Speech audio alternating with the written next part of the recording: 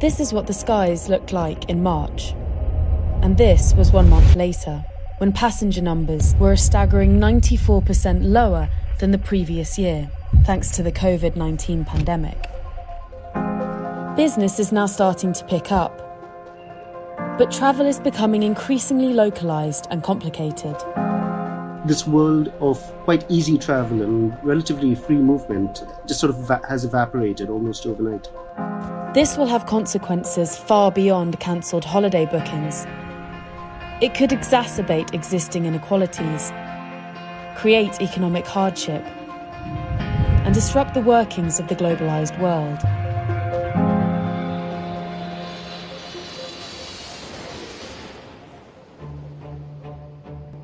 The tourism industry is enormous. Every year, international holidaymakers spend $1.6 trillion. That's more than Spain's GDP. Or at least they did before the coronavirus pandemic. The CDC just told everyone, do not travel. Postpone or cancel all non-essential travel. In April 2020, planes carried just 31 million passengers around the world, the sort of passenger levels last seen in the late 1970s. In April this year, 200,000 passengers went through Heathrow Airport in London, which is fewer than would go through on any single day in a normal month. IATA, the airline trade body, has said flights will not return to pre-pandemic levels for several years. In China, flights are now just 21% below normal levels, while in America, air traffic began to pick up in May, but remains 57% below normal. And in much of Europe, flight numbers are still around 75% lower than the same time last year. And while passenger numbers are creeping up, some areas, like business travel, may never recover. After the last financial crisis, the number of overseas business trips taken per person in the UK fell by a third and never picked up, whereas leisure travel did eventually climb back to pre-crisis levels. Were the same thing to happen again, it could have a significant impact on airline profits. Business travellers actually subsidise leisure travellers. Your £250 transatlantic fare in the back of the plane is possible because somebody at the front of the plane is paying $800 or $1,500.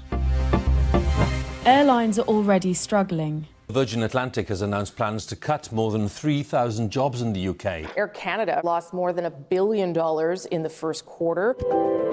In March, IATA warned that without government aid, just 30 of the world's 700 or so airlines would make it through the pandemic. The airlines that survive will determine the competition and prices on certain routes. Some airlines are in pretty good financial shape. Within Europe, there remains a lot of competition. Transatlantic flights, there is still plenty of competition, but on routes where there's much thinner competition, prices will go up, there's no doubt about that. For the well-off, the price increases may be an annoyance, but they could also have a significant impact on global mobility, as lower-income travellers may find themselves priced out of the skies. What happens with airfares and with the prices of flights affects not just summer holidays. Migrants have parents or spouses in one country and work in another. And for all of these people, it is quite important that they continue to be able to go home. In June, 189 countries had imposed some form of travel restriction, ranging from measures like quarantine to border closures. And governments are desperate to open up travel as quickly as possible. The government is to make it easier for British holidaymakers to travel to much of Europe this summer. Though these arrangements may help tourists, they could also create an increasingly inequitable system. The British government is working to allow Brits to go off on holiday to, say, Spain or France and come back without the need for quarantine. But that doesn't take into account the fact that someone may have a partner in America, parents in Nigeria, or siblings in Pakistan, and they won't be able to go see people who are very, very important to them. The risk is that we end up with a very uneven and possibly unfair system. The relatively free movement enjoyed by many tourists is a modern phenomenon that has played an increasingly important role in globalization and domestic economies. Take China. For around 30 years until the end of the 1970s, travel to and from China was heavily restricted. But today, China sends more tourists abroad than any other country. And they spend more money. In 2018, Chinese tourists spent over $270 billion overseas, almost double that spent by Americans. And the limitations on travel caused by the pandemic could have a knock-on effect on global cooperation and economic growth. The worry is that these restrictions persist in the long term and then become entangled in all sorts of other things, such as reciprocity, trade negotiations, any sort of geopolitical dispute between countries. And so we return to sort of mid-20th century world of closed borders, lots of restrictions and paperwork, and just less interchange between countries. Faced with an ever-changing array of travel restrictions, many travellers are looking closer to home for their holidays. In May, 80% of total reservations on Airbnb were made domestically.